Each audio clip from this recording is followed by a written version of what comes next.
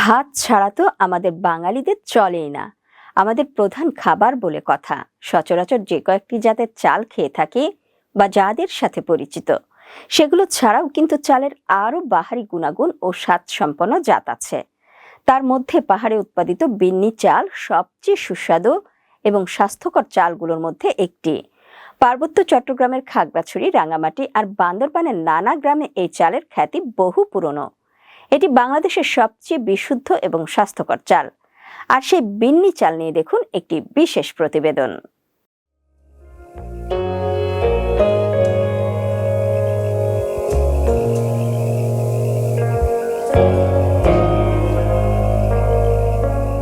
পৃথিবীতে প্রায় 40,000 ধরনের ধান বা চাল পাওয়া যায়।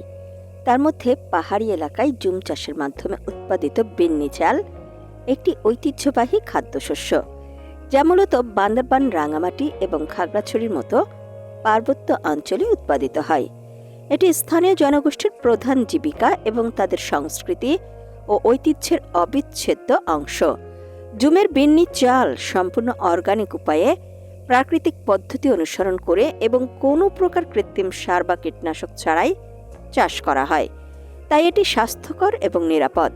পাহাড়ের ঢালে প্রাকৃতিকভাবে চাষকৃত এই ধান থেকে পাওয়া বিন্নি চাল সুগন্ধি, নরম ও হালকা মিষ্টি স্বাদের। এর ভাত খেতে অত্যন্ত সুস্বাদু এবং সহজপাচ্য। বিশেষত পার্বত্য অঞ্চলের উৎসব ও সাংস্কৃতিক আয়োজনে বিন্নি চালের ভাত অপরিহার্য। এটি শুধু স্বাদের জন্য নয়, বরং পার্বত্য সংস্কৃতির একটি গুরুত্বপূর্ণ প্রতীক। বিন্নি চালের তৈরি খিচুড়ি, পোলাও, পায়েস, ফিরনি খুব জনপ্রিয়। বিন্নি চাল দিয়ে তৈরি ভাত আঠালো হয়ে থাকে। পাহাড়ি জনগোষ্ঠী এই চালের ভাত সাধারণত ব্যাম্বু চিকেন, পাহাড়ি শাক, শুকনা মাংস ও স্থানীয়ভাবে উৎপাদিত সবজির সঙ্গে পরিবেশন করে। বিন্নি চালের ভাতের সুবাস ও স্বাদ অন্য সব ধরনের চাল থেকে আলাদা। স্থানীয়রা মনে করেন এটি স্বাস্থ্যকর এবং সহজেই হজম হয়। পাহাড়ের প্রকৃতি ও মাটির বিশেষ বৈশিষ্ট্যের কারণে এর স্বাদ আরও উন্নত হয়। রঙের বিবেচনায় সাধারণত 3 জাতের হয়ে থাকে এই চাল: কালো, লাল ও সাদা।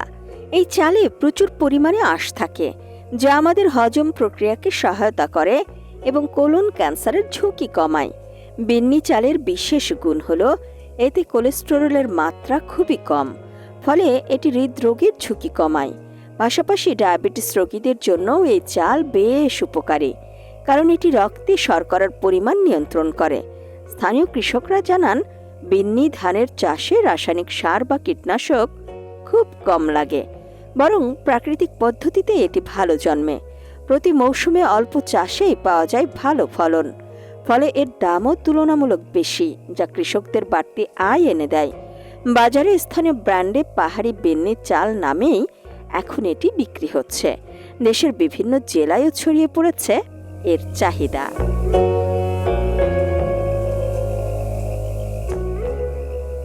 যদিও পহেলা দর্শনধারী এই নীতিতে এই চাল একটু পিছিয়ে গেলেও গুণ বিচারিতে এই চালের ধারে কাছে কেউ নেই।